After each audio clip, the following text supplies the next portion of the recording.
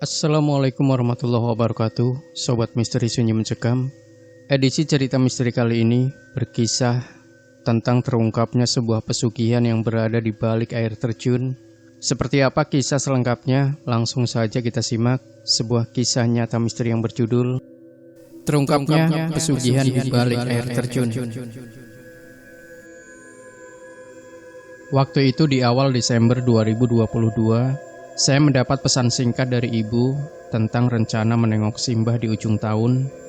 Saya hanya membalas sekenanya saja, karena saat itu sedang sangat sibuk dengan pekerjaan. Setelah semua pekerjaan selesai, saya membaca kembali pesan dari ibu. Ternyata saya salah tangkap maksud pesan tersebut. Bukan sebatas menengok, tapi ibu mengajak liburan di sana, di rumah Simbah yang terletak di perkampungan terpencil di suatu daerah di Pulau Jawa. Maafkan saya yang tidak diberi izin dari keluarga untuk menuliskan nama daerah tersebut. Sebagai gambaran, desa atau perkampungan di mana Simbah tinggal sangat mirip dengan perkampungan di film KKN Desa Penari. Masuk hutan, sesak dengan pepohonan, dan sudah jarang ada penghuni di sana. Jadi Anda sudah bisa membayangkan latar tempat kejadian ini. Simbah yang saya maksud di sini adalah Simbah dari ibu.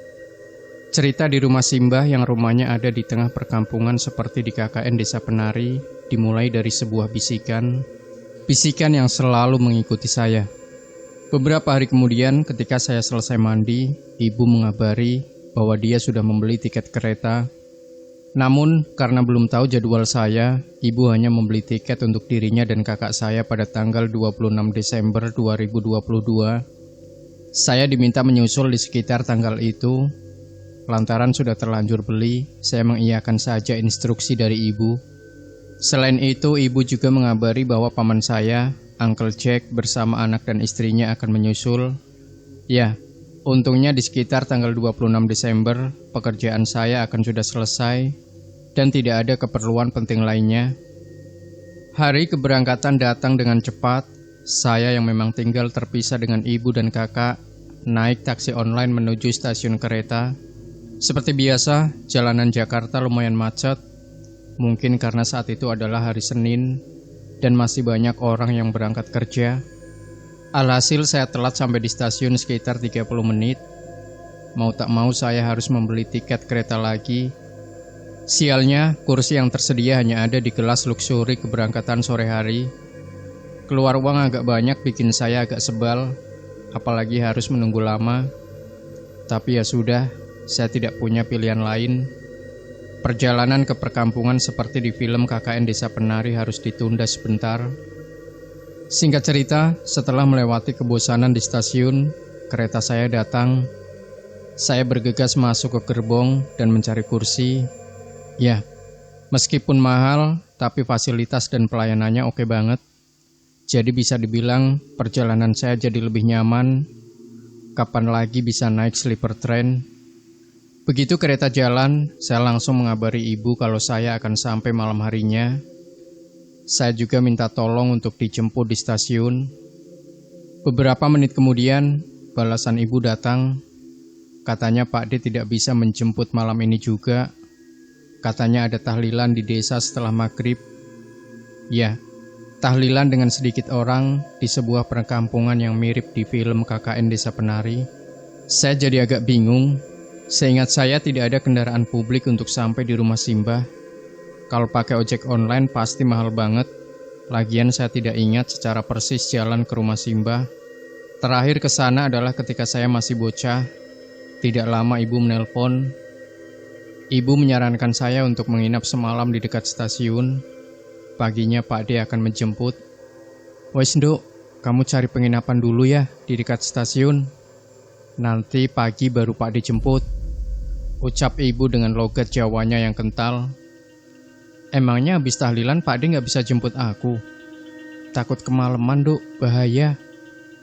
Rumah Simbah kan jauh dari mana-mana, harus lewat hutan juga. Sudah kamu ikuti kata ibu ya. Ya sudah kalau begitu, saya tidak punya pilihan kan. Oleh sebab itu di sepanjang perjalanan saya lebih banyak tidur biar gak banyak pikiran. Apalagi saat itu perasaan gak jenak sudah datang. Kalau perasaan kayak gini datang, biasanya memang akan terjadi sesuatu. Saya menyempatkan untuk pesan kamar hotel di sela-sela tidur. Entah kenapa rasa tidak nyaman itu semakin tebal. Mungkin karena mendengar kata hutan, membuat saya lagi-lagi mengingat kejadian yang tak terjawab di Banten. Apalagi rumah Simbah ada di tengah hutan. Sebuah perkampungan yang langsung mengingatkan saya dengan film KKN Desa Penari. Untuk mengisi waktu dan menenangkan pikiran, saya mau ngemil coklat saja. Mengingat coklat bisa bikin hati lebih ringan, makanya saya selalu bawa. Namun, isi tas saya itu emang agak berantakan. Makanya ketika saya berusaha untuk mengeluarkan bungkus coklat itu, kunci rumah saya malah terlempar keluar hingga ke kursi sebelah. Dengan perasaan canggung dan malu saya beranjak dari kursi. Saya berusaha meraih kunci tersebut hingga gelagat kikuk saya membuat suasana semakin canggung. Saya menunduk-nunduk meminta maaf kepada penumpang di sebelah saya. Karena sudah membuat kegaduhan, saya mendapati wanita parubaya yang cantik dan anggun. Dia tersenyum lembut dan mengatakan bahwa tidak terganggu kok. Lalu mengambil kunci di dekat kakinya dan memberikannya ke saya. Ketika hendak meraih kunci dari tangan wanita itu, tiba-tiba saja suara bisikan kembali terdengar. Suara itu cukup membuat saya semakin merasa tidak nyaman. Segera saya mengucapkan terima kasih dan kembali duduk. Saya menarik napas dan berusaha untuk memejamkan mata dalam-dalam, berharap saya tidak lagi ditampakkan sosok yang menyeramkan. Setibanya di stasiun X, saya buru-buru menuju gerbang keluar dan memesan ojek online untuk menuju penginapan yang sudah saya pesan. Ya, saya waktu itu memesan penginapan semacam lodge gitu sih. Kondisi yang super dadakan dan kondisi juga sudah malam, yang penting bisa istirahat. Saya berdiri di luar gerbang stasiun sembari minum sekotak susu coklat, scrolling media sosial sembari menunggu abang ojolnya datang. Sekitar 10 menit abang ojol muncul dan mengkonfirmasi nama dan tujuan. Di perjalanan menuju penginapan, seperti biasa, abang ojol membuka pembicaraan untuk sekadar basa-basi biar tidak terlalu hening. Mbak lagi liburan ya di sini? Iya mas, saya mau liburan ke rumah Simbah saya, jawab saya. Emangnya rumah mbaknya di mana? Kok ini tujuannya ke penginapan S ya? Di desa B mas. Ini ibu saya nyuruh nginep dulu, soalnya nanti pagi baru dijemput. Mungkin ada sekitar 30 detik, mas itu tidak merespon sama sekali. Desanya jauh itu mbak dari sini. Terpencil pula. Kata orang kayak desa di KKN Desa Penari. Emang asli orang sana mbak? Pertanyaan itu seperti mengandung rasa curiga, namun saya tampik perasaan janggal dan menjawab singkat. Enggak, saya orang Tangerang. Suara motor memecahkan keheningan malam kota Y saat itu. Gemerlap lampu yang berpendar kekuningan di setiap jalan membuat saya bernostalgia. Sekitar 15 menit berlalu, saya tiba di penginapan S. Saya menganggap penginapan itu tua dan antik, agak gelap karena lampunya juga tidak terlalu terang. Ya mungkin karena biar dapat kesan klasik dan horny. Saya segera menuju lobi biar bisa cepat istirahat. Di lobi, musik tradisional Jawa mengalun lembut. Saya menghampiri meja resepsionis dan mengkonfirmasi pesanan kamar. Laki-laki itu tersenyum ramah dan cukup cekatan. Tak lama dia memberikan kunci kamar dan menunjukkan arah menuju kamar saya. Mungkin karena malam, penginapan ini sangat sepi, benar-benar sepi, dan malah jadi menakutkan. Ornamen kayu dan perabotan tua nan antik menghiasi penginapan tersebut. Cukup membuat saya teringat rumah Uncle Jack di Jakarta. Suara decit roda koper saya adalah satu-satunya suara yang terdengar. Sampailah saya di kamar 303. Ketika membuka pintu, entah kenapa saya jadi bergidik. Terpaan hawa yang cukup berbeda dari dalam kamar sesaat membuat saya ragu untuk masuk. Begitu masuk kamar, saya langsung mengeluarkan sabun cuci muka dan handuk. Karena perjalanan cukup melelahkan, saya malas untuk mandi dan lebih memilih cuci muka dan gosok gigi saja. Saya buru-buru menuju kamar mandi dan bersih-bersih. Selesai itu, saya langsung rebahan di kasur.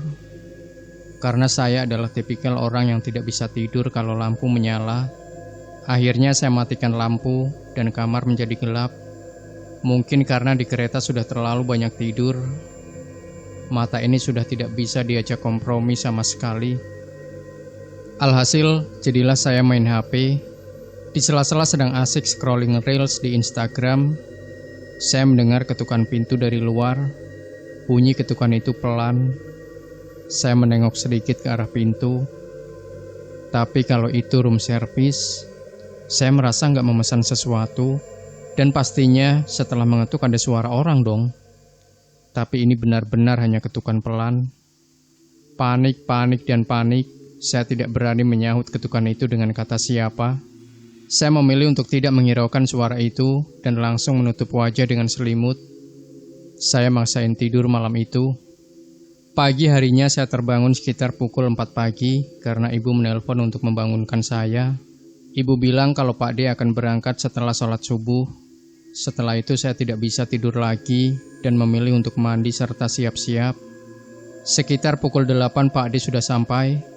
Saya bergegas turun ke lobi dan mendapati Pak D sedang duduk santai sambil ngopi. Assalamualaikum Pak D, gimana kabarnya? Alhamdulillah baik. Ini kamu udah semua barangnya? Iya, sudah Pak D. Saya bergegas ke resepsionis untuk check out. Di sela itu saya komplain kejadian semalam, di mana ada pekerja hotel yang mengetuk pintu. Resepsionis malah kebingungan karena tadi malam semua pekerja hotel sedang di lobi. Mas yang bertugas itu akhirnya minta maaf karena bingung mau merespon apa. Saya hanya mengangguk dan buru-buru menghampiri Pak D. Pak D tersenyum dan membantu saya mengangkat koper ke dalam mobil. Mobil Pak D benar-benar klasik. Mobil Mercy Tiger W123 itu terparkir manis di depan lobi. Saya suka banget sih sama mobil modelan old school begini. Pak D mau jual mobilnya ke aku nggak? Aku jadi kepengen nih. Pak D nggak bakal jual mobil ini. Wong Pak D nanti mewariskan ke sepupu kamu si Lintang. Jawab Pak D sambil tertawa. Ya, Lintang gak suka model begini. Dia kan kepengen mobil kodok. Bisa aja kamu Nes. Nanti Pak D paksain supaya dia suka. Hahaha. Kami mengobrol banyak sepanjang perjalanan. Pak D juga banyak bercerita tentang keluarga Simbah. Kami juga sempat mampir untuk makan, mengingat saya belum sarapan, dan membeli beberapa bekal untuk di perjalanan. Di tengah-tengah itu, saya baru menyadari bahwa ternyata kami sudah tidak berada di jalan raya lagi. Suasana jadi sepi, pikuk kendaraan mulai berkurang, pemandangan sekitar hanya pepohonan rimbun menjulang tinggi seakan menusuk langit. Sepi, tentram dan nyaman membuat saya jadi mengantuk. Perjalanan dari kota menuju rumah Simbah ini memang jauh banget. Pantas saja ibu bersikeras meminta saya untuk menginap dahulu. Pak D, aku jadi ngerasa kayak lagi di film horor KKN Desa Penari itu ya. Hahaha. Pak D menyahut dengan tawanya. Kondisinya sama sih. Pak D juga sudah sering mendengar anggapan itu. Kalau rumah Simbah itu ada di sebuah perkampungan seperti di film KKN Desa Penari. Semoga nanti nggak ada yang aneh-aneh ya. Hahaha. Saya usil saja bilang begitu. Hus, mulutnya lo Nes. Hehe, iya Pak D. Pak D melambatkan mobilnya ketika vegetasi hutan makin rapat. Saya masih ingat kalau jalanan menuju rumah Simbah cuma bisa dilalui satu mobil. Ketika hampir sampai, saya dikagetkan oleh sosok nenek tua di pinggir jalan. Nenek itu sedang berjalan memikul kayu bakar. Ketika kami melintas, dia melotot ke arah mobil dan saya spontan beristighfar. Astagfirullah, ya Allah kaget. Kamu kenapa Nes? Nggak apa-apa Pak D, cuman kaget saja tadi ngelihat nenek-nenek di pinggir jalan. Ibu Sar namanya. Rumahnya memang berada di luar desa, ya dekat sinilah. Entah kenapa mata saya terus tertuju ke sosok Bu Sar tadi. Saya bisa mendeteksi kalau pandangan Bu Sar itu terus mengekori mobil Pak D. Saat itu jalanan lumayan licin dan cuaca juga sudah mendung. Kami harus melewati tanah merah yang gembur dan licin hingga kami tiba di Gapura Selamat Datang. Di sana saya bisa melihat beberapa orang desa membawa cangkul dan hasil tani. Pak D memberhentikan mobil tepat di depan rumah joglo yang cukup besar dengan pekarangan yang luas pula. Ibu datang menyambut kami, diikuti kakak saya yang membantu membawa koper dan tas saya. "Kamu sudah makan, Duk?" tanya ibu sembari merangkul pundak, mengajak saya untuk masuk ke rumah. "Iya, Bu, sudah makan tadi sama Pak D." "Simbah di mana?" "Di teras belakang." Saya langsung berlari ke teras belakang. Di sana saya mendapati wanita tua dengan rambut putihnya disanggul cepol dan baju kutu barunya yang khas. Saya berteriak dan langsung memeluk wanita itu. Ya, beliau adalah Simbah. Kami sudah lama sekali tidak bertemu. Tapi ya, ketika itu juga Simbah langsung memukul pundak saya, sembari marah-marah dengan bahasa Jawa. Beliau bilang tidak boleh berteriak di dalam rumah, apalagi perempuan. Saya hanya mengangguk senyum dan memeluk lagi Simbah Putri. Rumah Simbah ini memang cukup besar dan punya banyak kamar. Saya dan ibu berada di satu kamar. Dan lagi-lagi saya kena omel karena pakaian saya yang selalu terbuka. "Aduh, Duk, kamu jangan pakai baju terbuka gitu dong. Nanti kena marah lagi loh." "Terbuka gimana, Bu? Aku cuma pakai celana pendek sama tank top aja kan. Di rumah juga biasa begini." Udah diganti sana. Jangan cari masalah di sini." Saya berdecak sebal dan malas karena harus mengganti pakaian.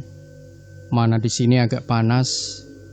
Jadilah malam itu, saya, kakak, Pak D, dan Simbah Putri makan bersama. Ibu juga membahas tentang rencana kedatangan Uncle Jack. Selesai makan, saya memilih mencari angin di teras belakang rumah.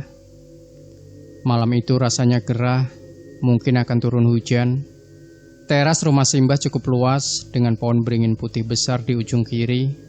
Kalau diingat-ingat, setiap keluarga ibu pasti punya pohon beringin putih di rumahnya.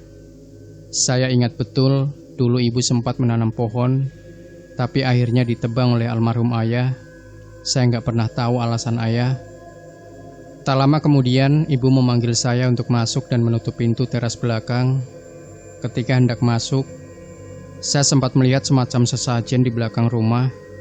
Bau sajen yang khas itu pun membuat saya agak sedikit penasaran, tapi juga takut secara bersamaan. Dalam hati saya bertanya, kok bisa-bisanya ada sesajen di belakang rumah? Setahu saya keluarga ibu sudah lama sekali meninggalkan budaya kejawen. Saya menghampiri sesajen itu dan mengangkat tampahnya. "Taruh itu, Nes." Suara Pak D mengagetkan saya. Pak D segera menghampiri dan mengambil sesajen yang saya pegang. Beliau menaruh lagi di tempat semula. Suasana canggung menyelimuti keadaan saat itu. Saya sempat bertanya, kenapa ada sesajen di sini? Pak D menjelaskan bahwa Simbah Putri masih melanjutkan tradisi keluarga, walau Simbah mengklaim hanya sekadar menjaga tradisi semata, tidak ada intensi seperti dulu. Ketika semakin larut, benar saja, hujan turun cukup deras secara tiba-tiba. Ketika semua berkumpul di ruang tamu, saya memilih untuk tidur di kamar. Lagi-lagi saya tidak bisa langsung tidur. Lelah yang membuat mata ini tak mau terpejam, makanya saya hanya bisa sibuk memandangi langit-langit kamar. Rumah ini benar-benar terasa sepi batin saya. Menjelang maghrib, apalagi kalau hujan seperti ini, tidak akan ada aktivitas warga. Karena bosan, saya membuka jurnal dan mulai menulis lagi. Begitu jurnal saya buka, hawa dingin terasa menusuk tengkuk saya. Rasa tidak nyaman datang tanpa diundang. Hawa dingin itu juga seperti memaksa saya untuk menengok. Tepat saat itu, suara bisikan yang mulai terasa akrab terdengar lagi. Sumber bisikan itu dari luar kamar. Suara yang pelan, lembut, dan seperti menghipnotis. Saya memejamkan mata, berusaha menampik tarikan itu. Namun saya hanya manusia biasa, tanpa daya dan kekuatan. Lagi-lagi saya tidak bisa langsung tidur. Lelah yang membuat mata ini tak mau terpejam. Makanya saya hanya bisa sibuk memandangi langit-langit kamar. Rumah ini benar-benar terasa sepi batin saya. Menjelang maghrib, apalagi kalau hujan seperti ini, tidak akan ada aktivitas warga. Karena bosan, saya membuka jurnal dan mulai menulis lagi. Begitu jurnal saya buka, hawa dingin terasa menusuk tengkuk saya. Rasa tidak nyaman datang tanpa diundang. Hawa dingin itu juga seperti memaksa saya untuk menengok. Tepat saat itu, suara bisikan yang mulai terasa akrab terdengar lagi. Sumber bisikan itu dari luar kamar, suara yang pelan, lembut, dan seperti menghipnotis. Saya memejamkan mata, namun malah semakin menjadi. Pada akhirnya saya bergegas menutup jurnal dan bangkit dari tempat duduk. Saya berusaha untuk tenang walaupun sudah ketakutan setengah mati dan tidak mau cerita horor yang lalu terulang kembali. Saya berjalan menuju ruang tamu di mana keluarga saya sedang berkumpul. Mata saya sedikit bisa melirik arah jendela kamar. Sekilas saya melihat sosok berdiri di sana. Kaget, saya memilih berlari sekuat tenaga. Melihat saya yang terengah-engah, Pak D menanyakan kenapa saya seperti orang terburu-buru.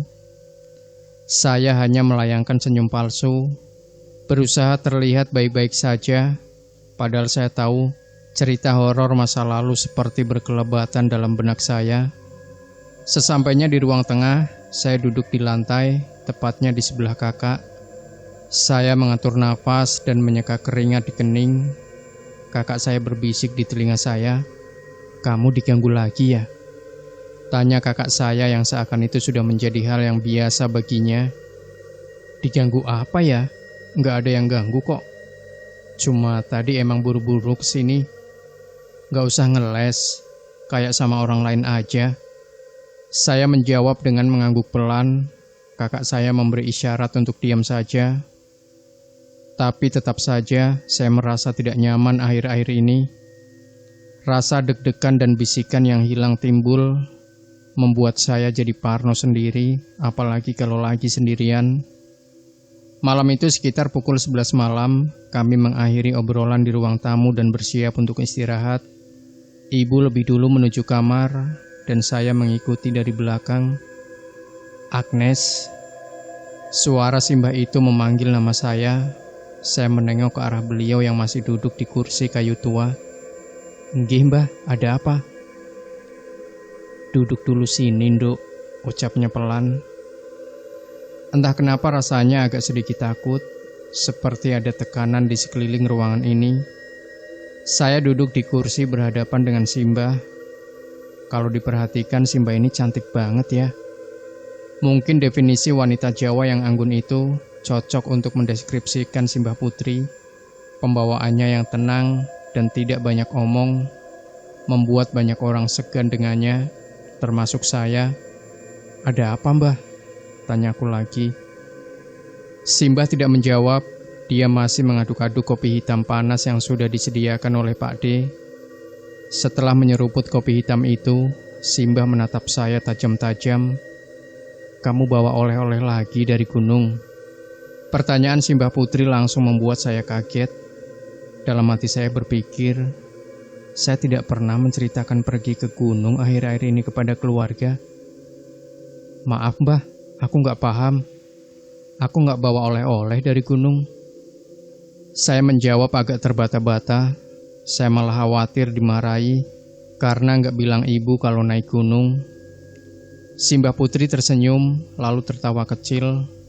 Setelah itu Simbah menjelaskan kalau saya adalah anak bertulang manis.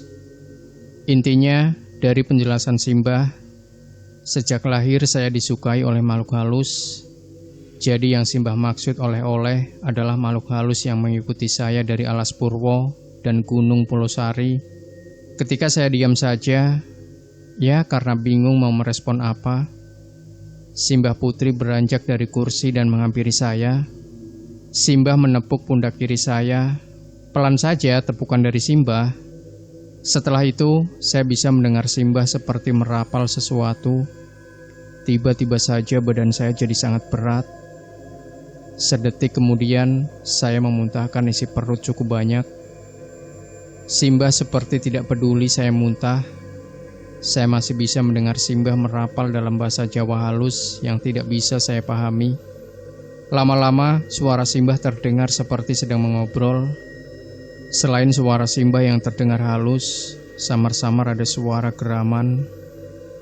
Suara itu seperti merespon atau mungkin menjawab dari kalimat-kalimat yang diucapkan Simbah. Setelah semuanya selesai, Simbah Putri meminta pembantunya untuk membersihkan muntahan saya. Sementara itu saya hanya bisa duduk bersandar di kursi, lemas. Rasanya ingin segera rebahan. "Bah, itu tadi aku kenapa? Habis ditepuk begitu tiba-tiba muntah." "Ada yang ikut kamu?" Agak sedikit ganggu.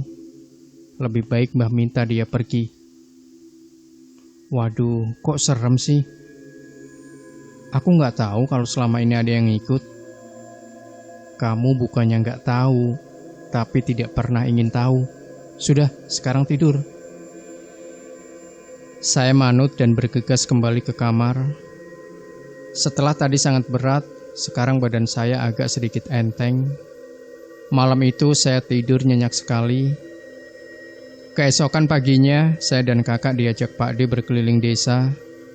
Kami berjalan kaki sembari menikmati sejuknya pagi di pedesaan dengan pepohonan rimbun. Cerita horor tadi malam seperti tersapu hilang. Namun tetap saja menuliskan kisah malam Jumat ini tetap agak berat. Saya mengangkat tangan tinggi-tinggi, meregangkan tubuh dan menghirup udara segar yang sangat jarang saya rasakan. Pak D sibuk menerangkan ini dan itu, hingga suatu ketika saya melihat Pusar sedang memunguti buah-buah yang berserakan di tanah.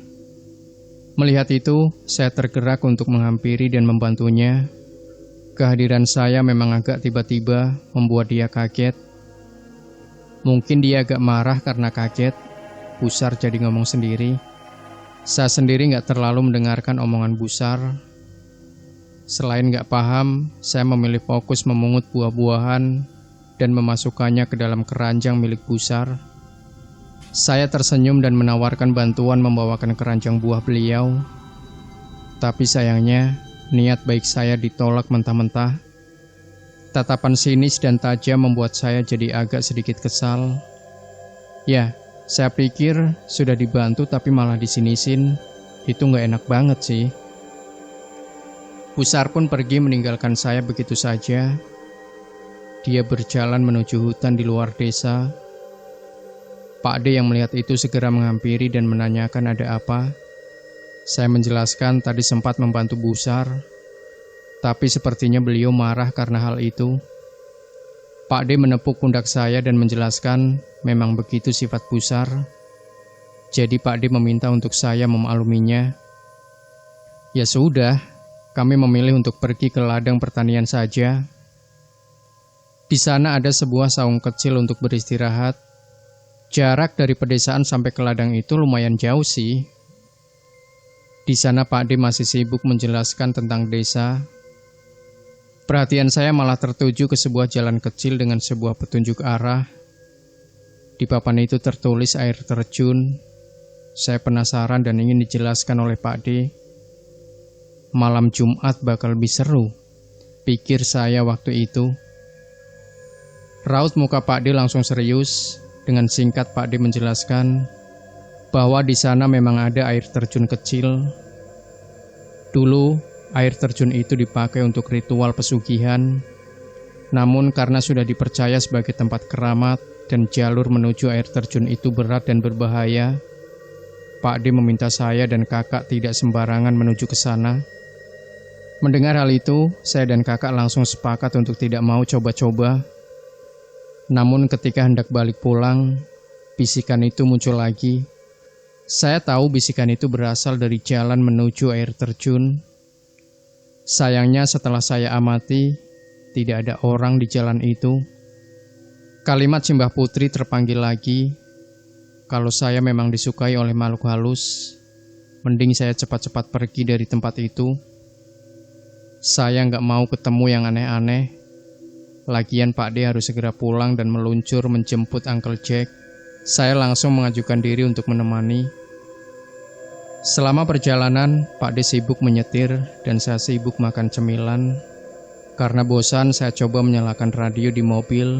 tapi ternyata masih belum ada sinyal. Jadilah saya matikan lagi radio tersebut. Bosan ya? Kok lama banget sih Pak De? Ya mau gimana? Soalnya jalannya begini kan jadi mesti hati-hati. Daripada nanti jadi malah membahayakan kita. Makanya saya hanya bisa memandangi pepohonan yang tingginya hampir sama terus-menerus. Hingga saat itu, saya sekelebat melihat sosok anak kecil berdiri di pinggiran jalan. Sekali lagi saya dikagetkan dengan hal-hal tidak terduga. Mata saya segera mengikuti alur pinggir jalan yang kami lewati.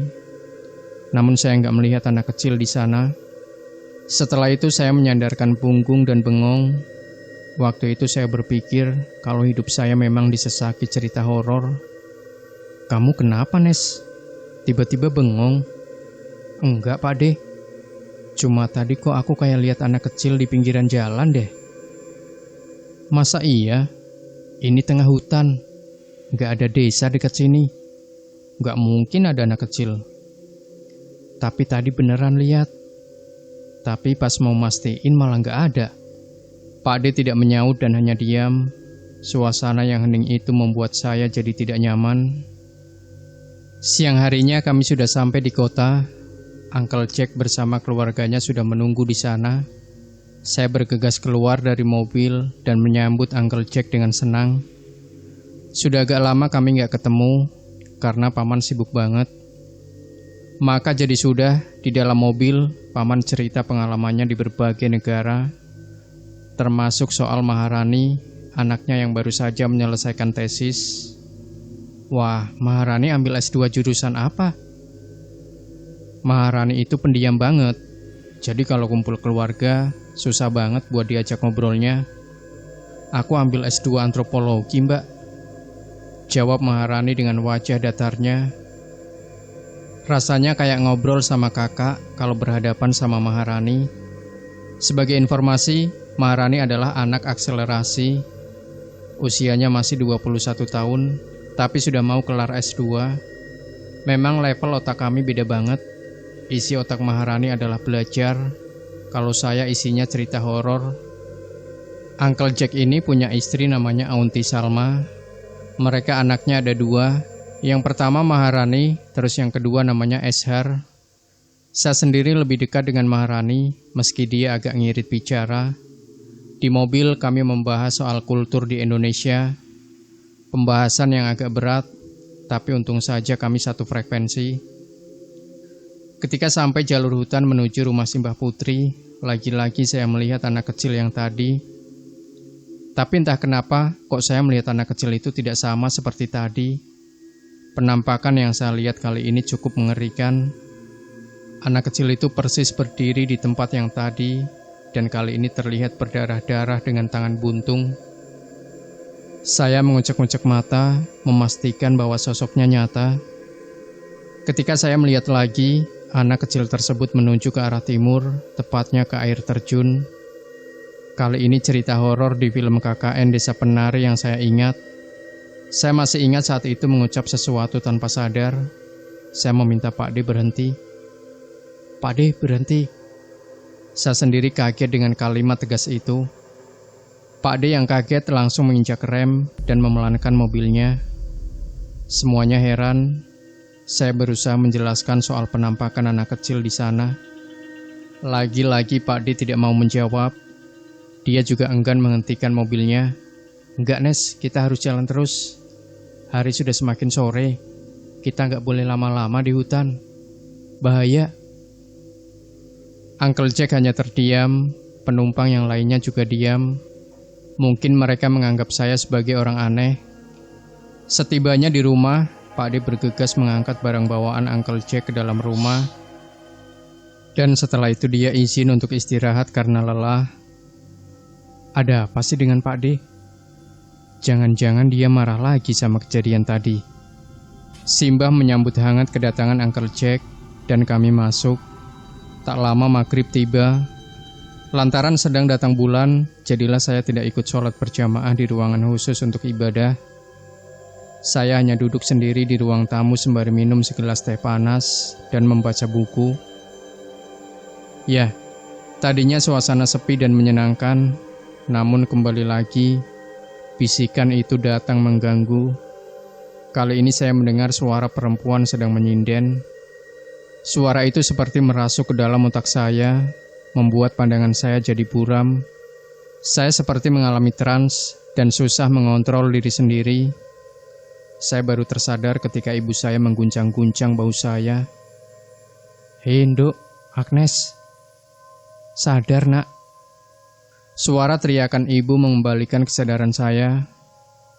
Saya tidak ingat waktu itu beranjak dari kursi, berjalan ke belakang, dan berdiri menatap pohon beringin. Teriakan ibu membuat seisi rumah bergegas menghampiri saya di teras belakang. Uncle Jack bertanya, tapi saya tidak mampu menjelaskan. Ketika melirik ke arah pintu, saya mendapati Pak D menatap saya dengan tatapan tajam. Setelah itu dia membuang muka dan pergi dari sana. Entah, kali ini sensasinya berbeda. Seperti ada tekanan yang mengontrol saya. Saat itu saya gemetaran hebat. Simbah yang dari tadi diam langsung menggamit lengan saya. Dia mengajak saya masuk ke ruang tengah. Simbah juga yang membantu saya duduk, menyuapi saya air hangat dan menenangkan saya. Berkali-kali Simbah menegaskan kalau semua akan baik-baik saja. Dia seperti tahu kalau saya tiba-tiba jadi linglung. "Mbah, saya mau cerita," kata saya. Saya ingin menceritakan semua tentang Alas Purwo, Gunung Pulosari, sampai anak kecil di hutan. Entah kenapa Simbah melarang saya bercerita. Dia bilang, "Nggak perlu, Nduk, Simbah sudah tahu." Jawabnya dengan suara lembut yang entah kenapa terasa menenangkan. Sayangnya, dorongan untuk cerita sangat besar. Simbah Putri menatap saya dengan matanya yang sayu. Tatapan yang seperti bilang, "Tidak sekarang." Uncle Jack sepertinya paham dengan makna tatapan Simbah. Setelah itu Paman mencoba mengalihkan pembicaraan dan mencairkan suasana. Namun jantung saya malah berdetak lebih cepat. Seperti ada dorongan untuk minta tolong. Saya juga merasa ada sesuatu yang akan terjadi, sesuatu di luar nalar. Mungkinkah kali ini saya harus belajar untuk mengalahkan trauma masa lalu dan rasa takut saya? "Mbah, saya mau cerita." Saya ingin menceritakan semua tentang Alas Purwo, Gunung Pulosari, air terjun, sampai anak kecil di hutan. Entah kenapa Simbah melarang saya bercerita. Dia bilang, "Nggak perlu, Nduk, Simbah sudah tahu." Jawabnya dengan suara lembut yang entah kenapa terasa menenangkan. Uncle Jack sepertinya paham dengan makna tatapan Simbah.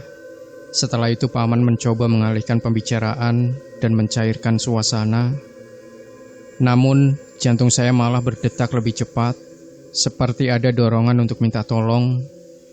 Saya juga merasa ada sesuatu yang akan terjadi, sesuatu di luar nalar. Pada akhirnya, kami semua saat itu tidak terlalu mempermasalahkan apa yang terjadi kepada saya. Mereka berusaha sekuat tenaga untuk mengabaikan hal-hal aneh itu. Bagi saya sikap mereka terlalu janggal. Gimana ya? Kalau terjadi sesuatu di luar nalar, kalau di film-film itu si korban akan dibawa ke orang pintar. Tapi entah kenapa keluarga saya itu seperti memaklumkan keadaan ini, atau bahkan ia seperti sudah terbiasa saja, bukan lagi sesuatu yang spesial. Apalagi bayangan-bayangan Alas Purwo, Gunung Pulosari, dan air terjun terus datang. Sensasi panggilan dari 3 lokasi ini sering saya rasakan, namun saya tidak bisa menjelaskan hubungan 3 tempat itu, makanya saya butuh bantuan orang yang lebih paham. Sampai selepas Isya, keluarga saya masih ngobrol di ruang tengah sebelum kami kembali ke kamar masing-masing. Kali ini saya tidak tidur dengan ibu, melainkan dengan Maharani di kamar tamu dekat dengan pekarangan belakang rumah. Kepala saya masih penuh dengan pertanyaan ketika melangkahkan kaki masuk ke dalam kamar tamu yang jarang sekali terpakai.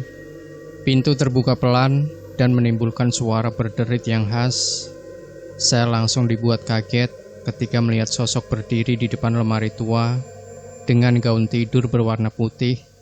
Ternyata sosok itu adalah Maharani. Rambut panjang berwarna hitam legam itu membuat saya berpikir dia adalah makhluk halus. Saya menghela nafas agak lega. Tidak terbayang kalau ternyata itu sosok makhluk halus. Sudah pasti saya pingsan di tempat. Malam itu saya terjaga, tidak bisa tidur. Mungkin karena segelas kopi hitam tadi membuat saya tidak mengantuk sama sekali. Saya memasang AirPods dan melanjutkan menulis di jurnal harian. Sekitar 10 menit menulis, saya sempat memandang ke arah Maharani yang sedang asik pula dengan iPad miliknya. Kami hampir tidak ngobrol malam itu, hingga Maharani menepuk pundak saya dan memperlihatkan hasil kerjanya. Dia sedang membuat konten untuk blog pribadinya. Wah, apa ini? Tanya saya sembari melihat isi konten yang dibuatnya. Ini, gue lagi coba iseng-iseng buat riset tentang adat dan kebiasaan keluarga kita. Gue sempet tanya-tanya sama Simbah Putri. Dan memang banyak banget loh ternyata kebiasaan keluarga yang diturunkan ke kita. Ya walaupun emang gak semuanya sih dijalanin. Jawab Maharani sembari menunjukkan artikel miliknya. Ini sih jujur niat banget ya. Sampai mengedit foto untuk Insight Feeds gitu. Selain menunjukkan hasil kerjanya, Maharani juga memperlihatkan sebuah album foto yang cukup lawas. Dia mengatakan kalau album ini ada di jajaran rak buku di ruang tamu. Saya membuka album itu dan melihat-lihat foto lawas yang sudah cukup termakan usia. Isi foto tersebut, ya sebagian besar foto-foto keluarga besar dan foto rumah ini. Saya memperhatikan dengan seksama foto keluarga yang lokasinya berada di depan rumah. Kami berdua menebak-nebak siapa saja orang yang ada di foto tersebut, tapi ada satu sosok yang saya tidak tahu. Setiap kumpul keluarga besar, pastinya kami menampilkan foto-foto lawas setiap orang agar kami mengetahui siapa-siapa saja keluarga kami. Tapi jujur, saya tidak pernah melihat sosok perempuan yang ada di foto ini. Lo tahu ini siapa, Ran? Tanya saya sembari menunjuk ke foto perempuan itu. Nggak tahu deh. Mungkin masih saudara Simbah. Masa iya sih? Coba deh lu tanyain ke Simbah. Gue kalau nanya-nanya tuh suka kena ceramah berjam-jam sama beliau. Tepat pada saat ini, bayangan-bayangan alas Purwo, Gunung Pulosari dan air terjun datang lagi. Tapi saya masih bisa menenangkan diri. Duh, kepo banget deh Anda ya. Males juga gue. Dah, gue mau tidur. Besok pagi udah diseret sama bokap ke tempat-tempat aneh soalnya. Ujar Maharani yang langsung menarik selimut dan mencoba untuk tidur. Seketika itu, beneran tuh bocah langsung tidur dong. Definisi pelor alias nempel molor banget itu anak. Saya bangun dari tempat tidur dan menaruh album itu di atas meja rias, sekalian mematikan lampu kamar. Setelah itu saya berusaha keras supaya bisa terlelap. Setelah berusaha cukup lama, akhirnya saya sempat tidur juga. Nah, lagi enak tidur, kebiasaan saya muncul, yaitu kebelet pipis di tengah malam. Saat itu pas banget pukul 1 malam. Posisi kamar mandi itu ada di sebelah dapur. Saya keluar dari kamar dan menemukan rumah Simbah sudah gelap gulita. Semua lampu dimatikan. Ya, mau gak mau kebelet itu sangat menyiksa dan memaksa saya untuk berani ke kamar mandi melewati lorong gelap. Bermodal senter di HP dan bus, saya langsung lari ke arah kamar mandi. Setelah selesai, saya menuju ke dapur untuk minum, sembari meneguk segelas air dingin. Saya asik scrolling media sosial di HP. Gak lama setelah itu, saya mendengar suara pintu tertutup dari arah belakang. Saya menghiraukan suara tersebut dan berpikir, ya mungkin itu Uncle Jack yang baru selesai ngopi di teras belakang. Saya tidak mau memikirkan hal-hal yang aneh. Meski bayangan alas Purwo, Gunung Pulosari dan air terjun berkelebat datang, saya memutuskan kembali scroll media sosial. Untung sinyal internet di sini masih bisa untuk membuka media sosial. Ketika lagi asik membaca di layar, kursi di dekat meja makan bergerak. Suasana sunyi tentu membuat suara gerakan kursi kayu itu terdengar sangat jelas. Perasaan tidak enak langsung menguat, berubah menjadi rasa takut yang menusuk. Tanpa pikir panjang, saya berjalan cepat menuju kamar. Jantung saya berdegup dengan kencang. Di pertengahan jalan menuju kamar, pintu depan diketuk seseorang. Secara refleks, saya menghentikan langkah dan memasang telinga. Beberapa detik berlalu dan saya menahan nafas. Lantaran bunyi ketukan berhenti, saya sudah meniatkan diri kembali ke kamar. Namun baru satu langkah, dari luar sebuah suara yang saya kenal terdengar. "Ini Pak D." "Pak D? Masa iya?" Saya segera membuka kunci pintu depan dan mendapati sosok Pak D diam membatu di sana. "Loh, Pak D, habis dari mana?" Dia tidak menjawab pertanyaan saya dan langsung masuk begitu saja. Saya menutup kembali pintu depan dan menguncinya. Ketika saya berbalik, Pak D masih berdiri di ambang pintu depan. Dia diam sambil menatap lantai. Pak D, aku balik ke kamar duluan ya." Saya tidak menunggu jawaban Pak D dan memutuskan untuk segera masuk kamar saja. Saat berjalan meninggalkan Pak D, punggung saya terasa hangat dan seperti ada yang memaksa saya untuk menoleh. Sebelum berbelok di lorong, saya berbalik badan dan menengok ke arah Pak D. Saya menemukan pemandangan yang terlalu janggal. Pak D saya itu orang yang ramah dan sangat suka tersenyum. Namun malam itu, dia terlihat begitu menyeramkan. Pak D berdiri di tengah ruang tamu, persis di tengah-tengah. Dibalut kegelapan, dia diam dan menatap tajam ke arah saya. Secepat itu juga saya memalingkan wajah dan segera menuju kamar tidur. Sesampainya di kamar, saya buru-buru membungkus diri ke dalam selimut dan langsung berusaha untuk tidur memejamkan mata dengan kuat. Pagi hari tiba, saya terbangun lebih dahulu daripada Maharani. Saya membuka jendela kamar dan mendapat Simbah Putri sedang menyapu halaman belakang. Begitu bangun, perut saya terasa sangat lapar. Maka tanpa lama-lama saya mencuci muka, gosok gigi, lalu menuju ruang makan. Sarapan sudah tersedia di meja makan. Di sana sudah ada ibu, Uncle Jack, istrinya dan Pak D. Saya duduk di sebelah ibu dan berhadapan dengan Pak D. Tidak lama Simbah Putri datang dan makan bersama. Ketika sarapan sudah hampir selesai, saya memberanikan diri untuk mencari kejelasan perihal kejadian semalam. Saya bertanya ke Pak D, kenapa kok tengah malam baru masuk rumah? Anehnya, Pak D justru bingung dengan pertanyaan saya. Beliau menjawab bahwa semalam dia langsung tidur karena lelah. Saya jelas tidak percaya dengan ucapan beliau, hingga akhirnya Uncle Jack memastikan bahwa pernyataan Pak D benar. Tadi malam Uncle Jack tidur bersama anak laki-lakinya, kakak saya, dan Pak D di ruangan yang sama. Saya merasa agak sedikit menaikkan nada bicara karena tadi malam saya benar-benar membukakan pintu untuk Pak D. Mendengar nada suara saya yang agak naik, semua orang terdiam dan malah saling pandang. Entah mereka percaya atau tidak, intinya saya sudah menyampaikan kejadian semalam. Simbah Putri nimbrung memberi pesan bahwa kita tidak boleh membuka pintu sembarangan di malam hari. Beliau juga mengatakan bahwa setiap orang sudah diberi kunci rumah cadangan. Ya memang benar sih, sesampainya di rumah Simbah Putri, ibu langsung memberikan saya kunci cadangan.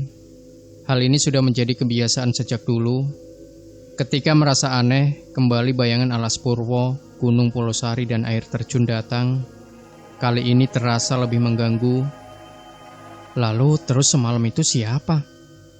Jelas-jelas itu Pak D kok. Bedanya semalam Pak D kelihatan pucat saja dan pendiam. Lagi-lagi ruangan jadi senyap. Pak D dan lainnya terdiam. Setan kali itu. Maharani yang datang belakangan ke ruang makan langsung nyeletuk. Mendengar seloroh Maharani, Simbah Putri langsung menyahut dan mengomeli Maharani karena berbicara yang tidak-tidak. Maharani hanya tertawa kecil dan duduk di bangku sebelah saya. Dia seperti berusaha mencairkan suasana yang tegang tadi dengan mengalihkan obrolan tentang kegiatannya bersama Uncle Jack nanti. Kami mengobrol banyak mengenai kegiatan Uncle Jack yang ingin mengunjungi beberapa tempat bersejarah. Salah satunya adalah air terjun yang pernah diceritakan Pak D. Simbah berpesan bahwa mereka boleh ke tempat-tempat lain, tapi tidak ke air terjun. Saya tahu ada beberapa hal yang tidak bisa disebutkan, apalagi itu malam Selasa. Ada sebuah tradisi di desa ini bahwa setiap malam Selasa, terutama selepas maghrib, semua kegiatan harus berhenti. Semua warga harus di dalam rumah, bahkan ronda pun ditiadakan. Maharani berbisik lirih. Dia mengajak saya untuk pergi ke air terjun itu. Menurutnya, kalau kami berangkat pagi dan pulang siang, pasti bakal aman. Saya jawab juga dengan bisik-bisik bahwa saya tidak mau macam-macam di desa orang. Apalagi Simbah Putri sudah memberi peringatan. Maharani malah makin gencar mengajak saya dengan alasan ada Uncle Jack yang ikut serta. Udah ikut aja ya, kan kita nggak melakukan hal-hal aneh. Lagi pula nanti siang pulang, nggak usah lama-lama juga di sana. Saya sebenarnya juga penasaran. Kabarnya pemandangan di sana itu cakep banget. Lumayan, vibes liburan itu jadi lebih terasa. Jadilah saya mengiyakan ajakan Maharani sambil menekankan untuk pulang siang. Maharani terlihat senang, lalu secepat kilat dia menghabiskan sarapan, lalu segera mandi dan bersiap-siap. Selesai bersiap-siap, saya, Maharani, dan Uncle Jack siap berangkat. Ibu dan kakak bilang malas. Pak D juga menolak karena ada kegiatan di balai desa. Jadilah kami berangkat pagi itu menuju beberapa lokasi dan air terjun sakral, menjadi lokasi terakhir yang tidak kami beritahukan ke anggota keluarga lainnya. Singkat cerita, setelah selesai mengunjungi beberapa tempat, kami sangat bersemangat untuk melihat air terjun. Untuk menuju air terjun itu, kami harus melewati jalan setapak yang saya lihat kemarin waktu berkeliling bersama Pak D dan kakak. Jalan itu benar-benar kecil, ditambah lagi pohon-pohonnya besar dan menjulang tinggi. Situasi ini selalu mengingatkan saya pada momen Alas Purwo. Di tengah perjalanan, kami berjumpa dengan Busar yang sedang membawa kayu bakar.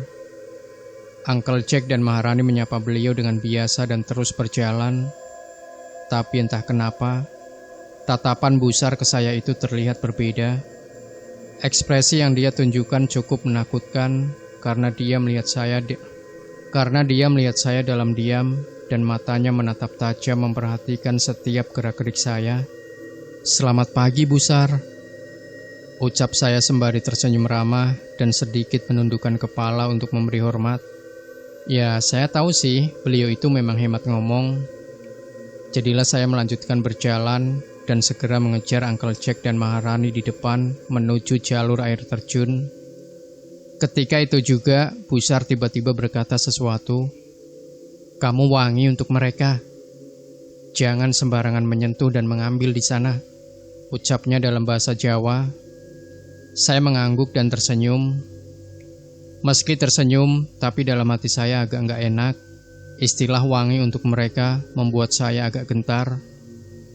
Namun saya sudah janji untuk menemani Maharani dan Uncle Jack. Saya berdoa dalam hati dan melanjutkan langkah. Perjalanan menuju air terjun itu ternyata cukup sulit. Ya, sesuai perkataan Pak D, kami harus menyusuri sungai dengan jalan bebatuan yang licin. Ditambah lagi ternyata cukup jauh juga dari pedesaan. Sepanjang perjalanan, Maharani jadi lebih banyak berbicara.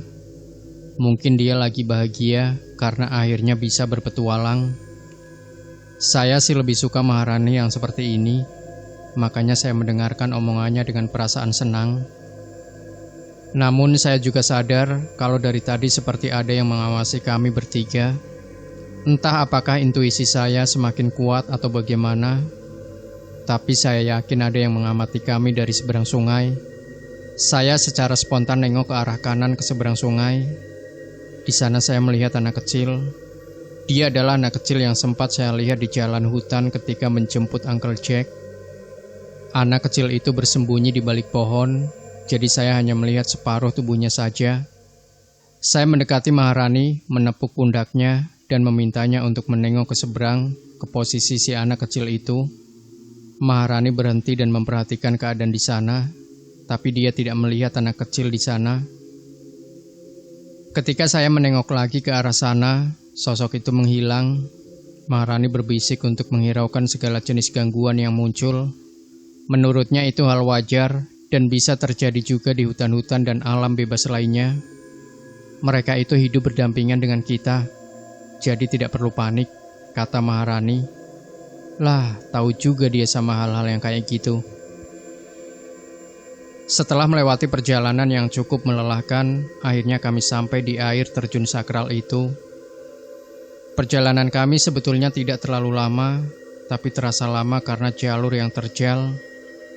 Namun, rasa lelah itu terbayarkan dengan pemandangan yang cukup fantastis. Benar-benar definisi hidden gems yang hampir jarang terjamah oleh sentuhan manusia. Air terjunnya ternyata besar dan tinggi.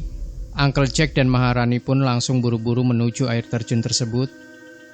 Saya sempat foto-foto dulu dari kejauhan sebelum mengeluarkan drone saya. Namun, baru juga satu langkah, tiba-tiba seperti ada aura yang menabrak saya. Hawanya terasa tidak nyaman. Sensasi tertabrak dan tertusuk saya rasakan, tubuh saya langsung terasa lemas. Setelah badan saya seperti tertabrak, beberapa detik kemudian saya merasakan hal lain. Rasanya aura di sekeliling yang melingkari saya terasa sangat menekan. Sensasi tubrukan seperti tadi, kini saya rasakan berulang-ulang. Saya menarik napas panjang dan berusaha merapal doa. Namun, doa-doa itu seperti tidak bisa menjadi tameng tubrukan yang saya rasakan. Mata saya jadi sedikit pedih, agak sesak dan limbung. Saya hanya bisa berharap kepada Tuhan untuk melindungi saya dari keputusan bodoh ini. Setelah badan saya seperti tertabrak, beberapa detik kemudian saya merasakan hal lain. Rasanya aura di sekeliling yang melingkari saya terasa sangat menekan. Sensasi tubrukan saya rasakan berulang-ulang. Saya menarik nafas panjang dan berusaha merapal doa. Namun doa-doa itu tidak bisa menjadi tameng tubrukan yang saya rasakan. Mata saya jadi sedikit pedih, dada agak sesak dan kini limbung. Sayup-sayup saya bisa mendengar ada yang memanggil. Lambat laun, suara yang samar itu menjadi jelas dan saya masih setengah sadar ketika melihat Maharani mencoba untuk menolong saya. Nes, hei, sadar Nes, teriak Maharani sambil mengguncang-guncangkan tubuh saya. Pandangan saya sedikit buram hingga tepukan keras di pundak membuat saya tersadar total. Ketika tepukan keras itu mendarat di pundak kiri saya, entah kenapa napas saya cukup berat. Kepala gue, ucap saya sambil memegangi kepala yang terasa sangat pusing. Maharani sangat sigap membongkar tas dan mengambil obat untuk pusing serta mual. Saya segera minum obat itu, lalu mulai berusaha mengatur napas. Uncle Jack membantu saya untuk duduk sambil bersandar ke pohon. Selepas duduk dengan kaki selonjoran, suasananya menjadi terasa tenang dan sejuk. Lelah yang tiba-tiba datang memaksa saya untuk memejamkan mata. Dan ternyata saya tidak bisa melawan lelah dan kantuk yang datang bersamaan. Saya agak kesulitan mengingat lamanya saya tertidur. Ketika terbangun dari tidur, suasana sekeliling sudah gelap. Beberapa detik kemudian saya baru sadar kalau harus sudah tiba di rumah sebelum maghrib tiba. Kenyataan itu membuat saya panik. Nyatanya malam sudah turun dan kami masih berada di area air terjun yang disakralkan oleh penduduk desa. Bisa gawat kalau Simbah Putri sampai tahu. Waduh, gue ketiduran. Gawat nih Rani, Uncle Jack. Saya memanggil-manggil nama mereka karena yang saya lihat hanyalah sebuah api unggun dan tenda ketika bangun. Tidak ada orang sama sekali. Saya menghampiri tenda dan masih celingukan ke sekitar, tapi masih belum mendapati sosok Maharani dan Uncle Jack. Rani, Uncle Jack, kalian di mana? Saya mulai berteriak, panik datang, takut. Masa iya sih saya ditinggal sendirian di sini? Masa iya setega itu mereka? Saya dilingkupi rasa panik ketika mencari Maharani dan Uncle Jack di sekitar tenda. Tanpa sadar, saya sudah berjalan mendekati tebing dekat air terjun. Saat itu yang saya rasakan adalah rasa takut yang baru, melebihi rasa takut dan panik ketika tersesat di gunung. Ketika tersesat di gunung, setidaknya saya tidak sendirian. Kini, di area air terjun itu saya sendirian, gelap, dingin dan gemuruh suara air terjun, membuat rasa panik semakin menjadi. Saking paniknya, saya tidak sempat memperhatikan pijakan. Hasilnya saya tergelincir dan jatuh ke sebuah kolam di dekat air terjun. Masih segar dalam ingatan saya tentang dinginnya air kolam di dekat air terjun itu. Saya sendiri tidak mengira kalau kolam itu ternyata lumayan dalam. Rasa kaget yang datang dalam sepersekian detik menyadarkan saya untuk segera berenang ke permukaan dan ke tepian. Saya tidak terlalu bisa berenang, ditambah kaki yang sedikit terasa nyeri karena terkilir. Sampai di sini ingatan saya agak sedikit kabur. Saya tidak terlalu ingat. Seperti ada kekuatan entah dari mana yang mendorong saya menuju permukaan dengan selamat, lalu berenang sampai tepian. Namun saya tidak ingat menuju ke tepian sisi yang mana. Waktu itu kesadaran saya langsung tertuju ke sebuah celah di antara tebing air terjun. Sebuah celah yang tidak akan terlihat dari depan atau samping. Jadi kamu harus benar-benar berdiri sangat dekat tepian kolam di sisi air terjun supaya bisa melihat celah itu. Sampai detik itu, pikiran saya terasa sangat penuh. Yang saya rasakan adalah bingung. Pertama, kaki saya memang terkilir sakit. Kedua, saya harus segera kembali ke tenda untuk mengeringkan tubuh. Ketiga, kalau ingin kembali ke tenda, saya harus berenang melewati kolam. Masalahnya saya tidak terlalu bisa berenang. Kaki saya sakit dan kolam itu lumayan dalam. Akhirnya mau tidak mau saya memutuskan untuk menunggu Maharani dan Uncle Jack muncul. Tentu saja sambil menahan dingin yang semakin menusuk. Saya tidak punya pilihan lain selain duduk di tepian celah air terjun itu. Hanya bisa memandangi tenda yang hangat di seberang sana. 5 menit, lalu 30 menit, hingga 1 jam berlalu. Maharani dan Uncle Jack tidak juga muncul. Tadi panik, sekarang rasa cemas ikut datang, komplit. Saya hanya bisa menggerutu sambil melipat tangan ke bawah ketiak, berusaha membuat tubuh tetap hangat. Setelah menghitung segala kemungkinan, saya memutuskan untuk nekat saja berenang ke seberang. Pertaruhan itu saya ambil lantaran menunggu di tepian celah air terjun akan semakin membuat tubuh saya kedinginan dan akhirnya sakit. Tentu Anda paham bahwa sakit di tengah perjalanan yang tidak dipersiapkan itu sama dengan bencana. Kaki saya sudah terasa lebih enak ketika dipakai untuk berdiri. Jadi rasa sakit tadi bukan karena terkilir.